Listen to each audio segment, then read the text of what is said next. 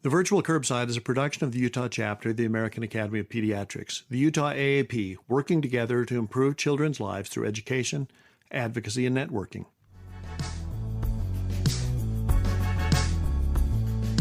Hi, this is Paul Workus from the Utah AAP. Welcome to this week's edition of the Virtual Curbside, where we bring pediatric providers together with subspecialists to get smarter about all things pediatric and better acquainted as a community of caregivers.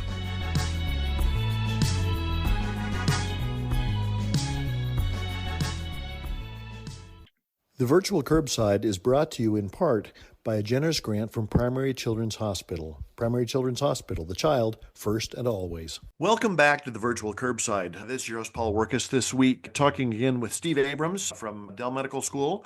Steve has been very generous with talking to us a couple of times in the past about infant formula and has been talking to us this month. Welcome back, Steve. Glad to be here. Do you have any disclosures you want to mention? No relevant disclosures. Okay. We have talked about the way that the horizons have sort of changed with formula and some of the forces causing that. And let's revisit a couple of those. A couple of weeks ago, we talked about the fact that after 2022, the ability to import formulas both through FDA registration and non-registered formulas increased. That's right. And new formulas came on the market that were made in the United States that were either not on the market then or like a minimal part of the market before 2022. And we've talked about some of those innovations over the past couple of weeks and many of the benefits we talked about last week about having some of these innovations, especially innovations happening maybe in the European and Australian formulas, in conversation with what our standards have been. And we've talked about the fact that there are issues where we clearly have an indication for specialty formulas. We talked about some of the indications for the more hydrolyzed formulas and for some of the changes in formulas. And we talked a little bit about the issues of cost and equity, that all formula is pretty expensive these days, and it's not terribly affordable. Fortunately, through WIC, we can provide formula to lower income households. Remind us again with the importation process that some of them have been imported and registered with the FDA and some not. Tell us about the difference between those again. So the FDA has a process by which it formally reviews infant formula on certain criteria that are well established. Basically, it's the quality of the protein and if it's been properly documented based on FDA guidance to lead to adequate growth in the first couple of months of life. And the FDA has a very clear process by which it does that. That process very much needs to be updated, and that's ongoing, but the process exists. Formulas that wish to be registered with the FDA and marketed for general use in meat, it must go through this registration process and provide that data to the FDA. There is a loophole that allows for one person, that is a personal use. If I, as a parent, wish to use a formula that hasn't gone through that process, by which it can be legally imported for one baby, that's my baby kind of thing, for a parent to do that. We discourage that from being done because that takes them away from the FDA process. And if there's a recall on that formula, they may not know it. The quality of the shipping and the regulation of the shipping may not be ensured. And the labeling on the can may not be consistent with U.S. labeling. But we can't entirely say it's illegal. The good news is that there's almost nothing you could possibly be looking for in the formula. Even if you want the most organic European-made formula, I joke, in which the cow has been best friends with the farmer the whole way through, you can find that in formulas that are fully registered with the FDA. So there's no reason to be individually importing. And there are a lot of different standards that are applied. We talked a little bit last week about organic sourcing. We talked about non-GMO sourcing. There are formulas where the cows are only grass-fed. There are formulas, and all of those are available through the regular channels. That's correct. There's nothing that you can't get through the regular channels. If you'd like to spend your money on that stuff, you are welcome to do it. But I can tell you that if you compare the least expensive formula we can buy in the United States with the most expensive routine formula, the difference is over 50%. That's more than twice the cost. And more than twice the benefit? No, not in my opinion, at least. There's no official guidance on benefit, But I would say from my perspective that if you want to spend that money, you're welcome to. The way I'd like to say it is that no family should feel bad about making an economic decision to use a formula that's fully registered with the FDA that meets their budgetary needs and feel like their baby is being harmed by getting that formula. Let me clarify one more thing about the importation process. So if you're importing outside the regular means, and let's say that there's a Belgian formula that I need to have, I can, for my child, import that formula from the manufacturer in Belgium. I can't import a bunch of it and then sell it to other people. That's correct. You got that just right. And you can go through a third-party broker, presumably, to do that. Nobody's going to interdict it. But you will not see that formula on the big store shelves. You won't see it at your big pharmacies, at your big brand stores, etc. Okay. So let me address a couple of claims that you hear about formulas and just have you address it. What about the notion that European formulas are cleaner than American formulas? So formula is a global product. So the vitamins in every formula, for example, largely come from one or two sources in the world for almost all formulas. The seed oils and the fats and palmolian and that stuff are all sourced globally. So the idea that there's an American formula or European formula is, first of all, a questionable concept. It's kind of like a car where the components come from different places. Having said that, the final manufacturing is different, and the FDA has very strict rules. European Union has strict rules. Australia and the podium countries have strict rules. There's no reason to think that there are somehow stricter rules that exist outside the United States. Again, we've had some problems within the United States. They've had some problems in Europe. They had formulas in Europe that were recalled that we had no equivalent recall that occurred in the United States. That's not true that recalls just occur from US formulas. That's simply untrue.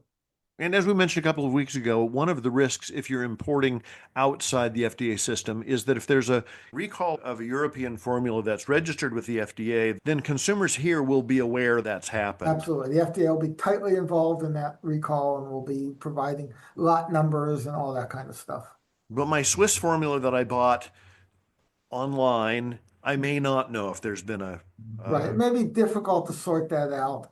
Certainly, that's not somebody's going to try to keep it secret, and that information may be available.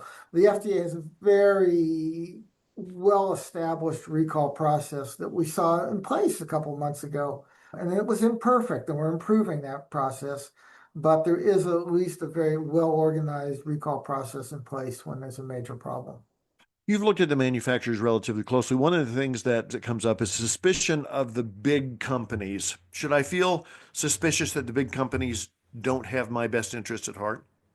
I don't think so. I know that some of the smaller, newer companies have invested a huge amount in social media, playing off the idea that they were somehow special consumer-friendly companies, that the big companies, the two biggest manufacturers in the United States don't have to offer. I don't see it that way. And certainly, I don't think that families should say that that niche product that's advertised the most on Facebook and Instagram is a company that necessarily has one's interests better in mind. You open Pandora's box. So how do we navigate the world of social media? I'm going to take a fairly strong stand here, Steve. I don't think I believe everything that I hear on social media. That's shocking. But well, let me first take 10 seconds to go back historically. In 1981, the World Health Organization put out a code of marketing of infant formula, what we've often called the code. The only country in the world that clearly stood opposed to that was the United States. That's a fact. It's a historical fact. As we sit here today, the United States does not enforce any aspect of the global code of marketing of infant formulas.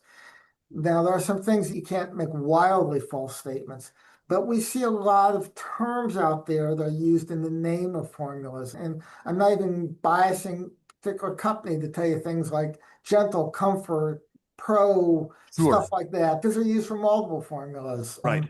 So all these kind of terms are being used that have no biological meaning. They're just words that marketers have come up with. And then you have influencers out there, and sometimes the influencers make it very clear that they're being paid by the company. Sometimes they don't make it so clear, and you have to be a world's expert in how Instagram works to see that little minuscule little thing in the corner that says this is a sponsored ad. And you see comparisons of the formula done. And you see all sorts of wild things. Within a week, I saw two different companies. One advertised that their formula was European and therefore was better. And I saw one company advertise that their formula wasn't European and was therefore better. And it's like, okay. I've even seen formulas claim that their formula tastes better than their competitors, and tastes more like breast milk than their competitors, which is not very likely to be the case. So we have no regulations. We have a free-floating thing here. The only safety valve for families are pediatricians and dietitians and those others whom they really can trust. And that's why the pediatrician just has to sort through those facts. And if need to, talk to a neonatal dietitian. We haven't talked much about that role because they're largely in hospital. Many of them are good sources. But the bottom line is it's unbelievably easy for a family to get caught up in buying something that they saw endless ads. I teach a class for college kids and I tell them to go into Facebook or Instagram and look up an infant formula. And for the next 6 months, they're going to get samples, ads, their feed Yeah. will be nonstop. And these are 20-year-old college kids who are not exactly having babies right now. And that's just the way our social media marketing works. I think the thing that is always important for me to remember as a pediatrician is that while people may get snookered by social media, they get snookered because they want to do the right thing. These are people who honestly want to do the absolutely right thing for their child. Absolutely. And everyone wants a formula that's closer to breast milk, right? Everyone knows that breastfeeding is best for babies. That's a fact. It's true. But the fact is that spending twice as much on a formula doesn't get you closer to breast milk. It gets you a different formula that costs twice as much. If you can breastfeed, great. If you can't, if you need to stop, if you choose to stop, that's okay too. You don't need to be spending extra money or buying into the idea that there's only one or that there's a preferred formula alternative.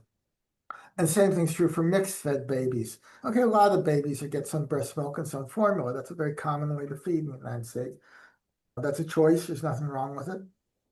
But there isn't one formula, one type of formula, one brand of formula, one formula choice, or anything that's best for the mixed fed baby. That's simply not true. Are there particular claims made on social media that you're most concerned about formulas? Then one is the cost issue. That is the idea that you need to spend the most amount of money. But the other one is that formula of a particular formula type will cure a condition that should be dealt with by the pediatrician. And I'm thinking about severe reflux. I'm thinking about severe colic. I'm thinking about babies who might have blood in the stool, things of that sort. These are things that the pediatrician needs to be an expert in and manage and recognize when formula switches are appropriate, when referral to PDGI, for example, is appropriate, etc. What concerns me is always self-diagnosis. The other thing is that parents can be tricked into believing that all formula is bad. Formula companies are evil because they're big companies, and the best way to feed your baby is to make your own formula at home because that's what your great grandma did.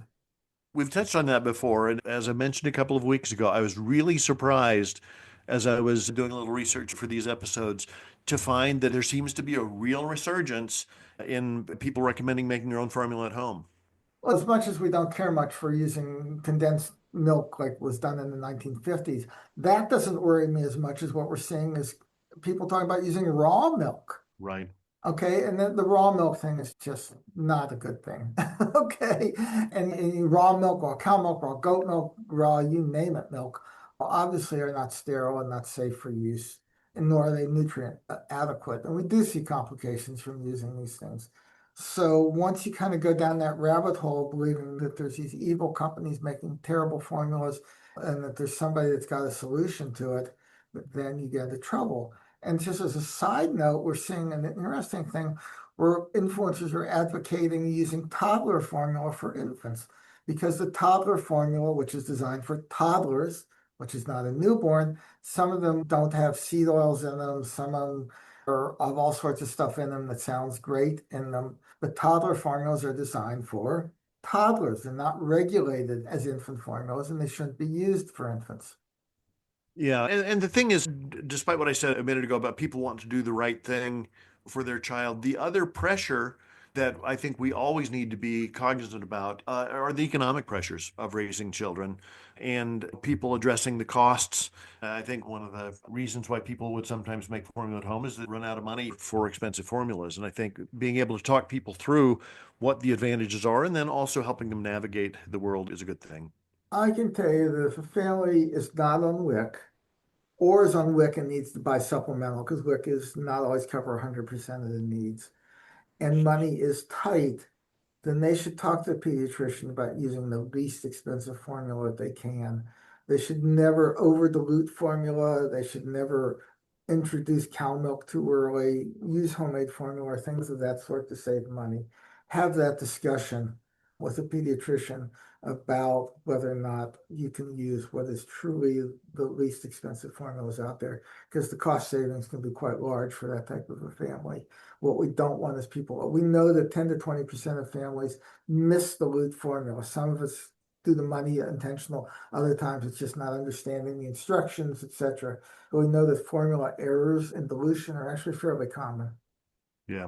And as you have said repeatedly over the last 3 weeks, going with the least expensive formula is not a compromise.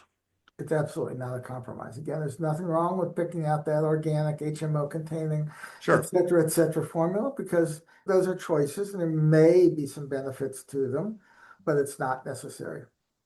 Anything else you want to share with us before we're done? I think we're going to see some stuff come out soon about heavy metals, infant nutrition, infant formulas. We're going to see continuing discussion about new formulas coming on the marketplace, new sources. So I think it's important for pediatricians to really pay attention to what families are seeing and do some good quality fact checking. As you mentioned a couple of weeks ago, you can find in our show notes this list that's come from the FDA of all the approved formulas. Is that right? That's right. All the registered formulas are now on a website that I sent you the link to, and that's a great resource for families. Yeah, it's wonderful. And pediatricians. Yeah, because it's a lot easier for us to help families navigate if we know how to navigate. Well, Steve, as I had hoped, this month has been so enlightening and so helpful. Thanks so much for your time and expertise. My goodness, what a generous gift you've given us the last couple of weeks. To our listeners, please send your questions to questions@vcurb.com. Recommend us to your friends and neighbors because we appreciate that. Thanks to Elisa Stoddard for making this sound like a podcast. And thanks to Janice for listening. We'll talk to you next week. We'll talk about your questions. Thanks a lot.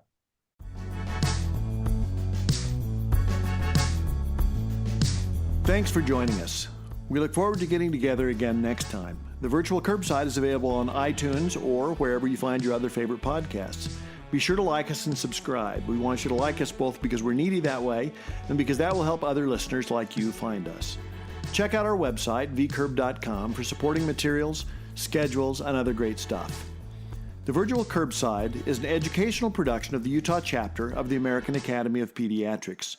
The opinions expressed in this podcast, while carefully considered, are ultimately the opinions of the presenters and not necessarily of the American Academy of Pediatrics or our employers. And remember, the content of this podcast shouldn't be seen as a substitute for seeking actual personal medical care. If this is an emergency, hang up and dial 911. Otherwise, schedule a visit with a caring healthcare provider to try to get to the bottom of your concerns.